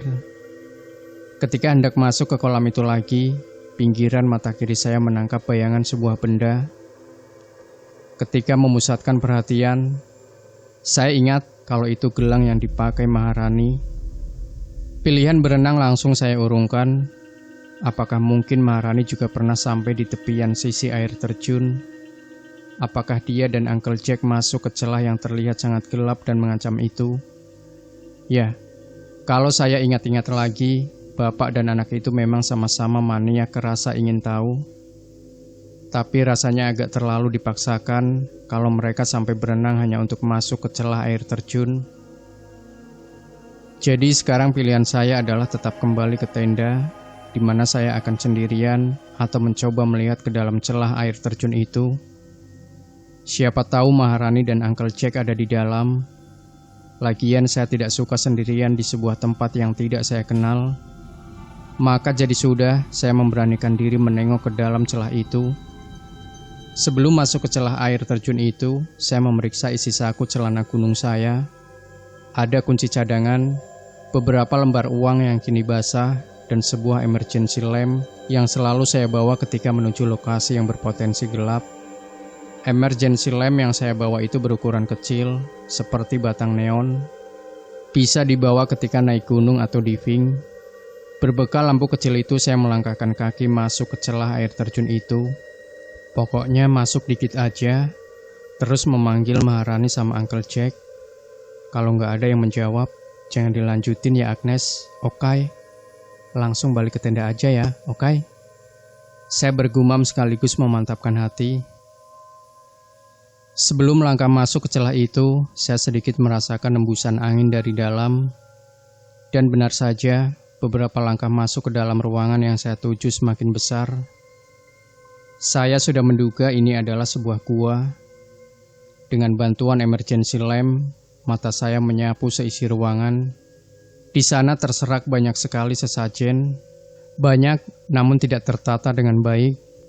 Pemandangan ini menegaskan informasi dari Pak D bahwa air terjun ini memang lokasi penyembahan akan sesuatu. Kita mengenalnya sebagai lokasi pesugihan. Saya memperhatikan setiap nampan sebagai tempat sesajen. Kebanyakan sudah termakan usia. Sampai di titik ini, saya sudah ingin kembali ke tenda saja.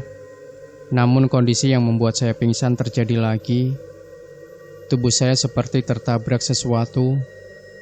Selain pusing selama sedetik, kali ini seperti ada sesuatu yang menuntut saya untuk masuk ke celah gua itu lebih jauh.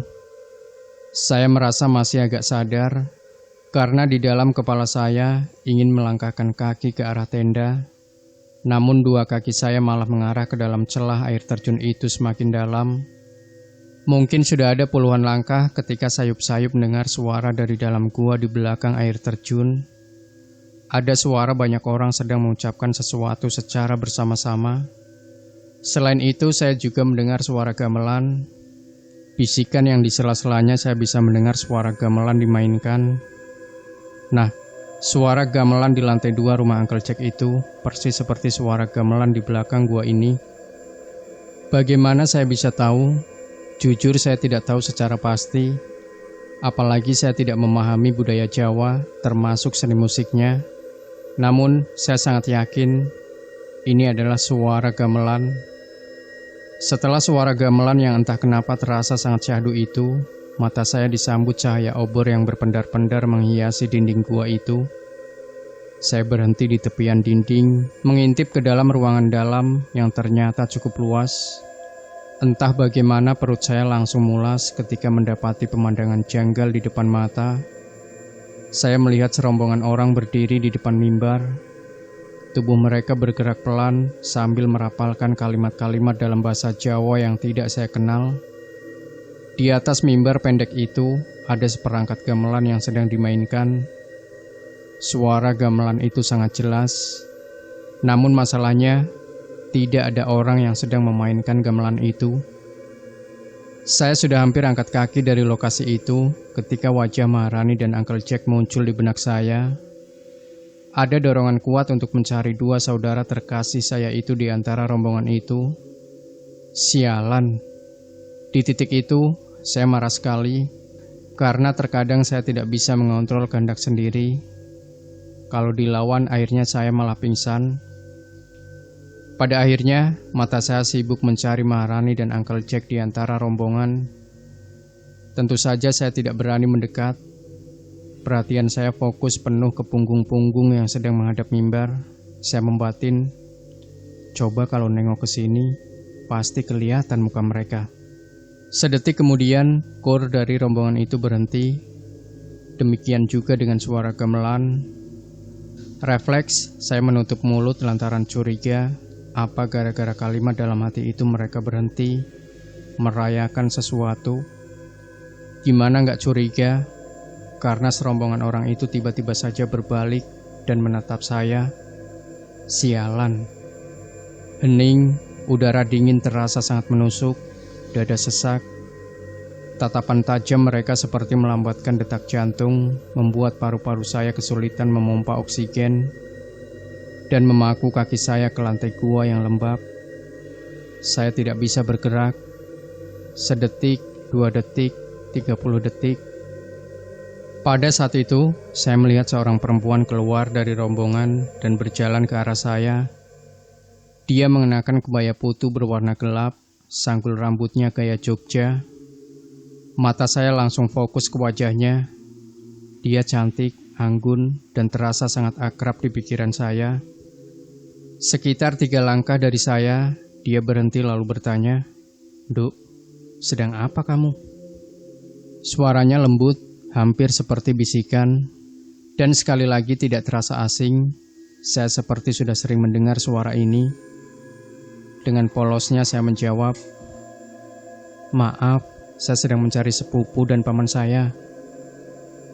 Sebelum melangkah lebih dekat, dia melempar seutas senyum yang manis sekali. Manis tetapi membuat jantung saya berdetak semakin kencang. Manis tapi melahirkan rasa takut dan aman secara bersamaan. Sungguh tak bisa dijelaskan. Kamu tersesat, Nduk. Saya tidak bisa membuka mulut untuk menjawab. Perempuan itu lalu mengajak saya untuk mendekat dan menikmati acara di depan mimbar. Di sini saya merasakan kontradiksi. Tangannya menggamit lengan saya, mengajak untuk berjalan ke depan. Namun dia menambahkan dengan sebuah bisikan, "Nduk, cepat pergi dari sini. Lawan, Nduk." Setelah itu dia menyelipkan sebuah benda ke saku celana saya. Dia menatap tajam sambil mengulangi bisikan itu sekali lagi. "Cepat pergi." Namun dia malah menarik lengan saya untuk melangkah ke depan. Tatapan matanya mengisyaratkan sebuah peringatan untuk segera angkat kaki, dan hanya ke matanya saya fokus. Saya berusaha melawan dorongan untuk bergerak maju, menyentak genggaman tangannya yang menggenggam lengan saya, dan berbalik badan secepat mungkin. Namun, begitu lepas dari genggaman tangan si perempuan itu, lalu berbalik badan, di depan mata saya persis, barisan pocong seperti sudah menunggu. Mereka membentuk pagar betis, seakan-akan menahan saya untuk tidak bisa kabur. Sontak kepala saya seperti berputar, pusing sekali, perut bergejolak. Saya jatuh dengan tumpuan kedua lutut saya. Berlutut saya tungkupkan kedua telapak menutup mata saya.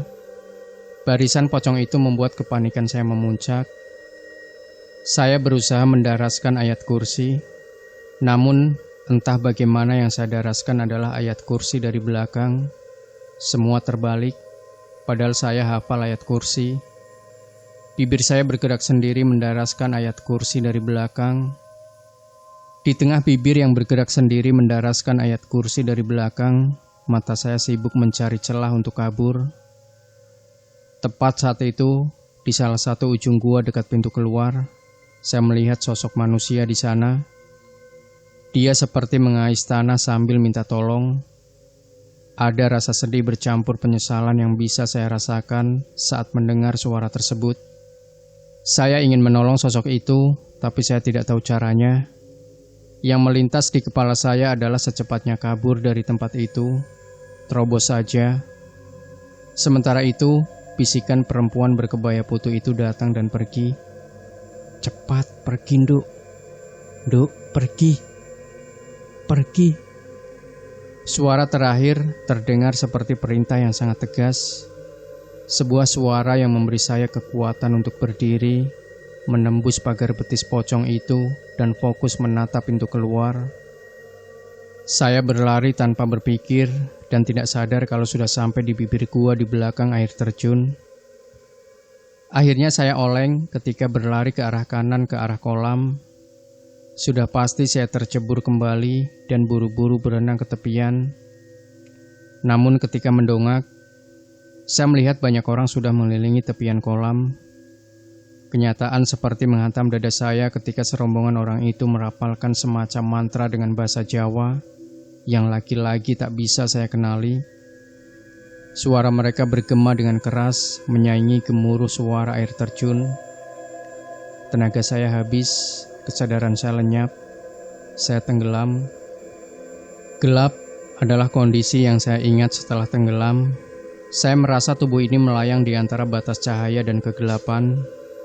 Dan ketika cahaya itu semakin kuat bersinar, pemandangan pertama yang saya lihat adalah atap rumah Simbah Putri. Suara ibu perlahan-lahan masuk ke kesadaran saya, suaranya getir. Saya bisa merasakan ibu sangat khawatir ketika memanggil seisi rumah setelah mendapati saya siuman. Saya mencoba duduk, tapi seluruh sendi terasa sakit. Akhirnya saya hanya bisa duduk sambil bersandar. Raut wajah seisi rumah terlihat sangat khawatir. "Nduk, kamu kenapa? Sakit ya?" Ibu berkali-kali menanyakan hal yang sama. Saya tahu ibu tidak mengharapkan jawaban saat itu juga. Dia tahu saya selamat dan itu cukup. Melihat saya tersenyum, ibu sedikit menitikkan air mata lalu menyodorkan segelas teh hangat. Saya menyeruput teh yang dibuatkan oleh ibu, rasanya segar sekali. Setelah mengumpulkan tenaga, saya menanyakan apa yang terjadi. Kenapa saya bisa ada di rumah Simbah? Maharani yang berdiri di pojokan membuka pembicaraan mengenai insiden air terjun.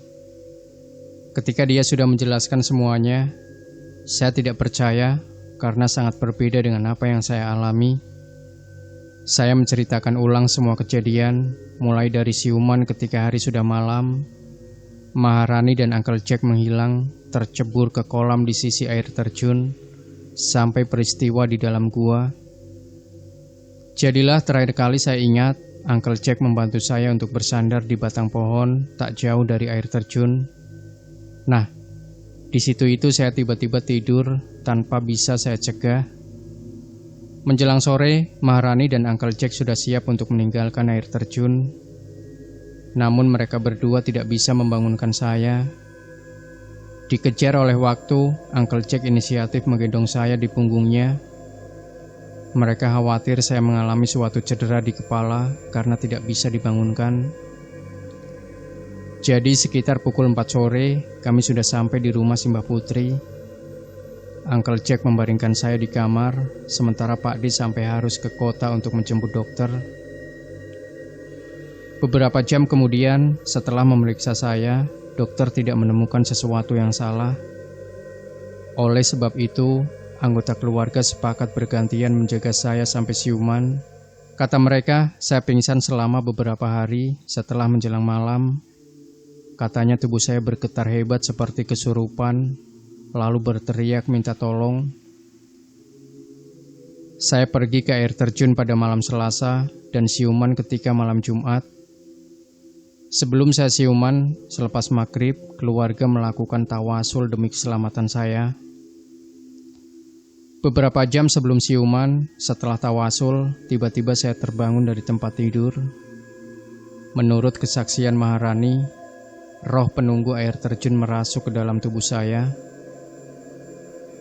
Saat saya terbangun, Simbah Putri yang menghadapi sosok yang masuk ke dalam tubuh saya. Mereka saling berdebat dalam bahasa Jawa yang tidak dipahami oleh orang lain. Intinya, sosok dari air terjun itu mengatakan saya tidak akan selamat. Namun Simbah Putri entah bagaimana caranya melindungi saya. Selesai Maharani bercerita, bunyi langkah Simbah Putri terdengar memasuki kamar. Suasana langsung hening. Pak D membantu Simbah Putri duduk di kursi di sebelah tempat tidur saya. Saya bisa lihat Simbah kelelahan dengan wajahnya yang pucat. Simbah langsung membuka omongan dengan sebuah kejutan. Katanya keluarga kami memang mempunyai rahasia gelap, di mana hanya beberapa anggota keluarga yang tahu. Simbah menarik nafas dan saya bisa merasakan penyesalan terlukis di wajahnya. Tepat pada saat itu, ekspresi Simbah mengingatkan saya pada seseorang yang terasa tidak asing. Ketika hendak membuka cerita, hujan tiba-tiba turun, kilat ikut datang menyambar. Kami terdiam menunggu Simbah melanjutkan ceritanya. Saya bisa melihat Simbah menggenggam album foto yang sempat saya dan Maharani lihat. Saya menunggu munculnya benang merah dari semua kejadian ini, mulai dari Alas Purwo, Gunung Pulosari, hingga air terjun di desa Simbah. Simbah Putri membuka ceritanya dengan setitik air mata. Kami semua menahan nafas. Simbah menarik nafas dan saya bisa merasakan penyesalan terlukis di wajahnya. Tepat pada saat itu, ekspresi Simbah mengingatkan saya pada seseorang yang terasa tidak asing. Ketika hendak membuka cerita, hujan tiba-tiba turun, kilat ikut datang menyambar. Kami terdiam menunggu Simbah melanjutkan ceritanya. Saya bisa melihat Simbah menggenggam album foto yang sempat saya dan Maharani lihat. Saya berbisik sedikit ke Maharani tentang album foto yang sempat kami lihat itu. Maharani hanya mengangguk dan sembari terus memperhatikan cerita Simbah. Malam itu suasana ruang tamu di rumah Simbah menjadi cukup dingin dan sunyi. Hanya ada suara Simbah yang terdengar parau ketika menceritakan kelamnya kisah pesugihan dan kesedihan di keluarganya dulu. Dahulu, desa tempat Simbah tinggal lebih sulit dijangkau melebihi kondisi saat ini. Saat itu pepohonan masih sangat lebat dan berukuran besar. Jadi, untuk bisa sampai ke kota saja memakan waktu lama. Akses yang sulit ini membuat keadaan di desa tidak begitu baik. Dahulu keluarga Simbah itu miskin sekali. Hasil pertanian juga tidak selalu bagus, membuat kami harus berusaha lebih keras. Selain terpencil dan miskin, penduduk desa zaman dulu masih memegang kepercayaan kejawen kuno.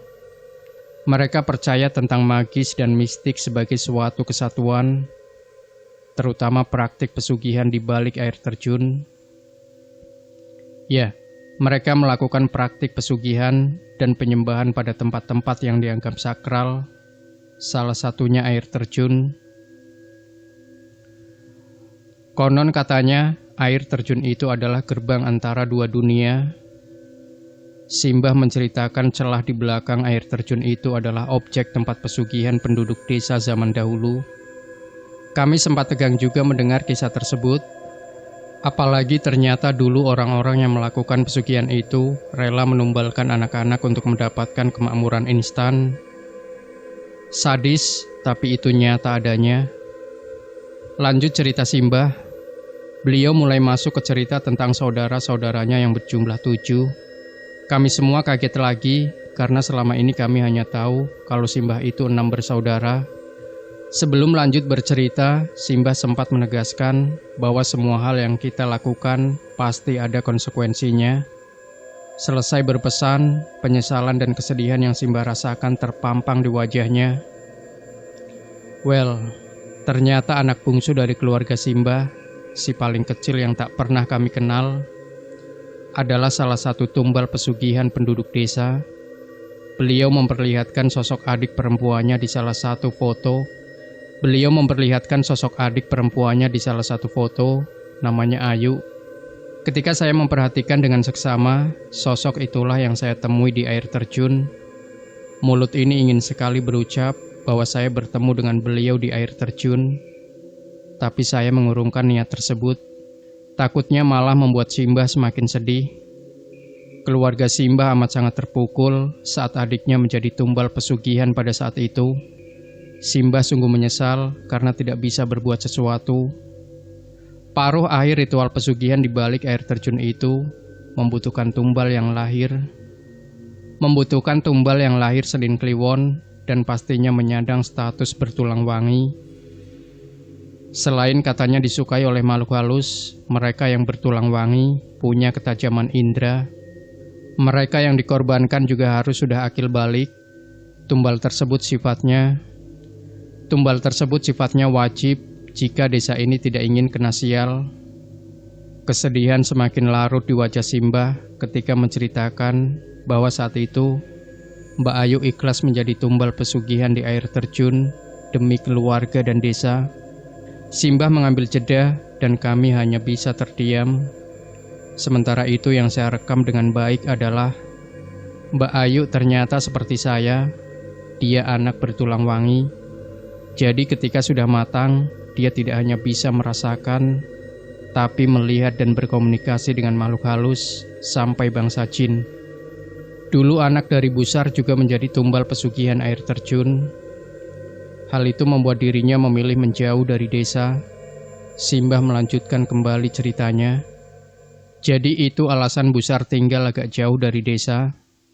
Ada trauma mendalam sekaligus kebencian kepada warga desa. Ya, untungnya saat ini tumbal pesugihan untuk air terjun sudah ditinggalkan oleh penduduk desa. Sekarang yang tinggal adalah petuah bijak untuk selalu hormat dan santun di mana saja penduduk desa melangkah.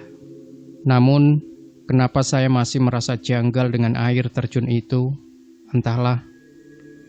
Nduk, dari sekian banyak orang, kamu anak yang spesial. Kedatanganmu kemari juga sempat menjadi perbincangan tetua di desa, kata Pak D.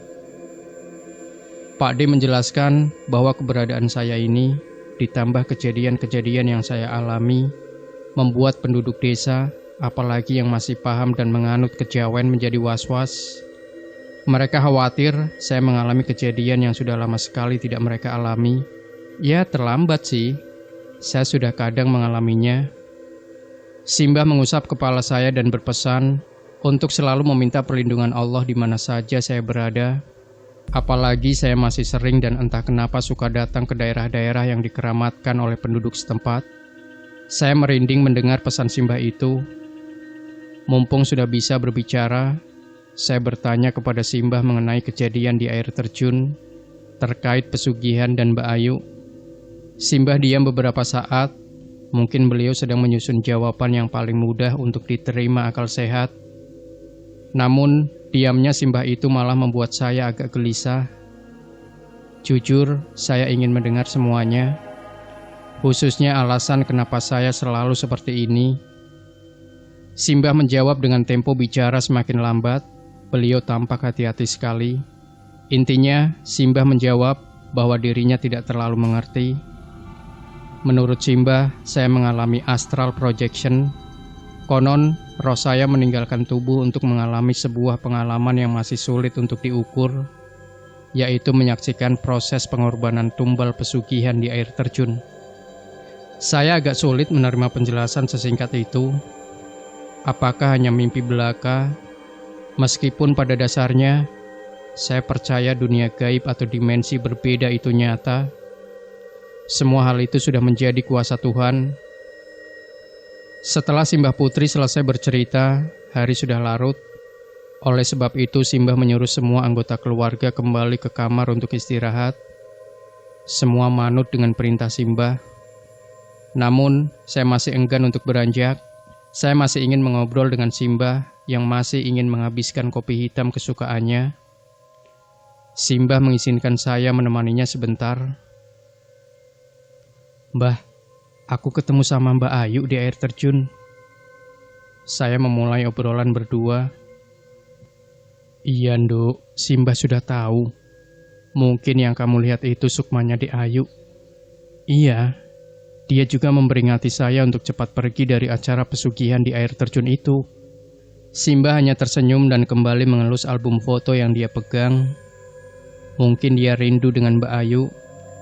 Kami tidak banyak berbicara malam itu. Simbah sibuk menerawang, memandang ke sekeliling ruangan, sambil sesekali menyeruput kopi hitamnya yang mulai dingin.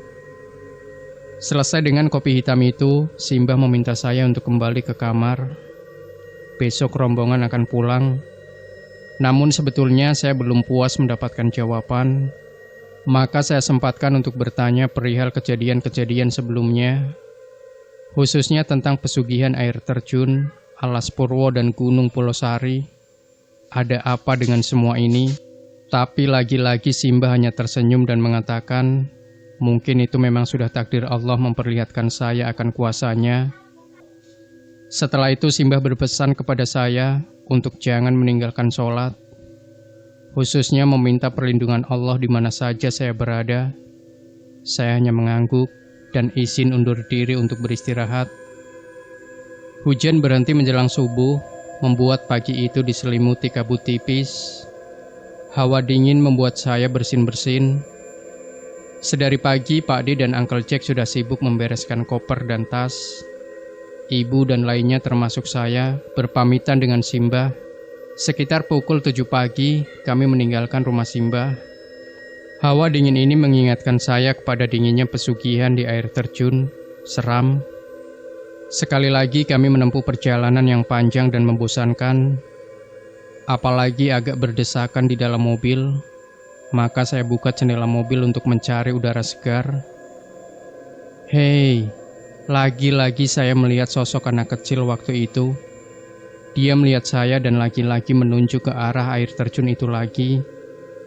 Dia seperti mengajak saya ke sana. Setelah itu tiba-tiba saja dia berlari ke dalam hutan. Saya memperhatikan anak itu hilang dan suara tawanya seperti terngiang-ngiang di telinga saya. Untuk sesaat pikiran saya kosong. Untung saja Maharani menepuk pundak saya. Dia mengingatkan saya untuk jangan bengong. Siapakah dia?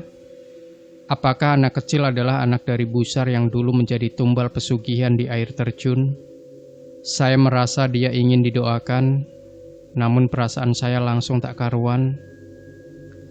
Benar saja, tidak lama setelah anak kecil itu menghilang, ban mobil Pak D bocor. Posisi di jalur hutan dan tidak mungkin ada tukang tambal ban. Maka Pak D dan Uncle Jack bergegas turun untuk mengganti ban. Semua anggota perjalanan turun untuk membantu supaya cepat selesai. Mengganti ban bisa selesai dengan cepat, namun belum juga jalan lama. Kali ini mobil Pak D mogok. Saya dan ibu sudah pusing menghadapi situasi ini. Kayak berpikir, aduh mau pulang saja ada masalah. Terpaksa Pak D dan Uncle Jack harus memperbaiki mobil dulu dengan peralatan seadanya. Proses memperbaiki mobil berjalan sangat lama. Sejak pagi sampai hampir pukul 4 sore, baru kami bisa melanjutkan perjalanan menuju kota. Sayang, kami tidak bisa agak bergegas, mengingat jalanan yang kecil dan licin. Sampai maghrib datang, kami masih berada di jalur hutan, gelap dan cahaya lampu dari mobil Pak D menjadi satu-satunya penerangan. Gelap dan dingin, lagi-lagi prosesi penumbalan di pesugihan air terjun itu terbayang seperti hologram yang diputar kembali. Lantaran di dalam mobil tidak ada obrolan, saya sampai tidur terbangun dan tidur lagi. Tapi kami masih di situasi dan lokasi yang sama. Pak D mencoba untuk mencairkan suasana agar tidak terlalu tegang. Mata saya sedikit terkantuk-kantuk, dan tiba-tiba saja, bruk! Mobil Pak D menabrak sesuatu. Tabrakan itu membuat beberapa dari kami yang tertidur langsung bangun, termasuk saya. Kata ibu, Pak D menabrak hewan liar, sepertinya kelinci hutan. Darah kelinci terciprat ke bemper mobil. Lantaran terburu-buru, Pak D menguburkan kelinci itu seadanya dan melanjutkan perjalanan lagi. 1 jam berlalu, lalu 2 jam, kami tidak kunjung keluar dari hutan. Aneh, padahal seharusnya sudah dekat dengan jalan besar. Pak D juga merasakan kecurigaan yang sama. Dia menghentikan mobil dan membahas situasi ini dengan Uncle Jack. Suara mereka terdengar serius. Tepat saat itu, perasaan janggal yang datang sebelum kejadian aneh muncul lagi. Kali ini saya ditampakkan sosok kakek-kakek tua di pinggir jalan. Wajah kakek itu setengah hancur. Dia berdiri sambil membawa lentera yang terlihat sangat tua. Saya merasa pernah melihatnya di proses penumbalan pesugihan di air terjun itu.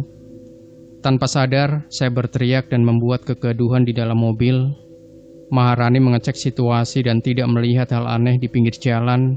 Yang dia lihat hanya hutan yang gelap gulita. Setelah saya agak tenang, gerimis mulai turun. Wah, bahaya nih, ucap Pak D. Dia segera menyalakan mobil sambil membaca doa-doa. Saya tidak tahu bahaya apa yang dimaksud. Tapi karena malam dan hujan, mungkin bahaya longsor. Jadilah kami melanjutkan perjalanan di tengah hujan yang semakin deras. Lagi-lagi Pak D harus rem mendadak. Ibu bertanya kepada Pak D, kok tiba-tiba ngerem? Pak D bilang tadi ada orang di tengah jalan, dan dia refleks untuk menginjak rem. Derasnya hujan juga cukup menghalangi pandangan. Ibu bilang tidak mungkin ada orang di tengah hutan dan hujan seperti ini. Pak D pun melanjutkan lagi perjalanan.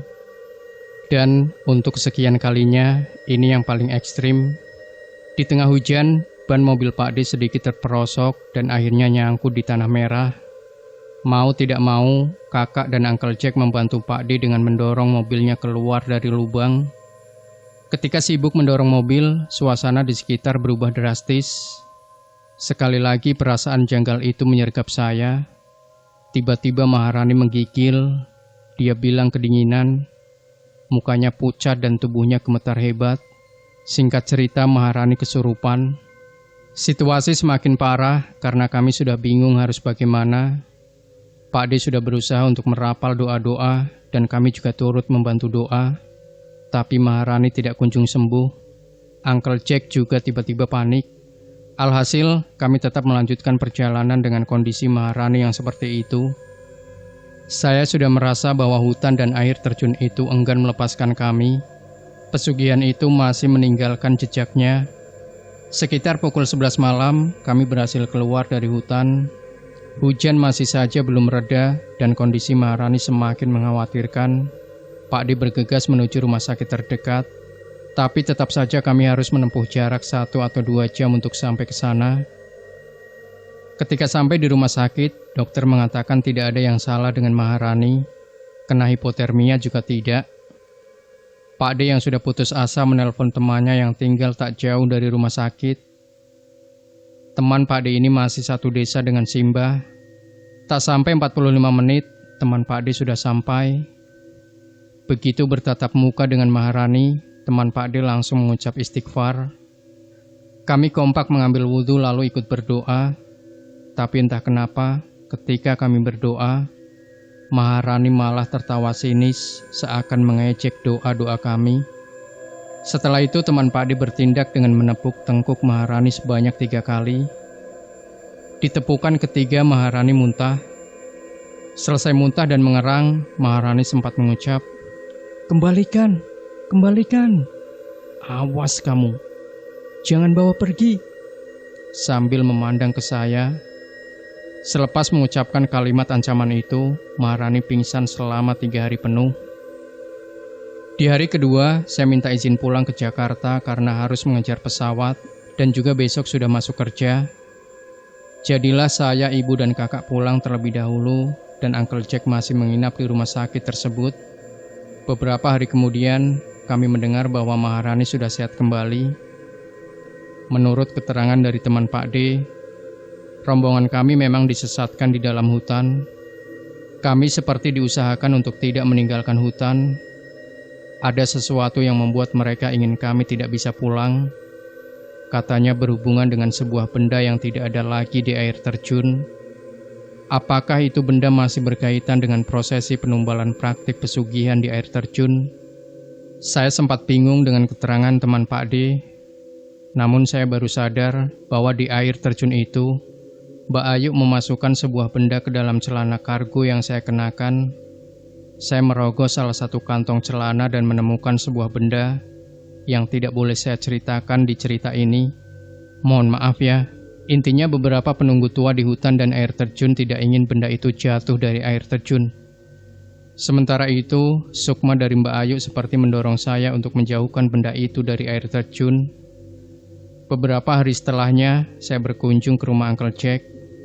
Saya serahkan benda itu kepadanya karena saya tidak mengerti dan agak takut menyimpan benda yang diburu oleh penunggu hutan, pesugihan, dan air terjun.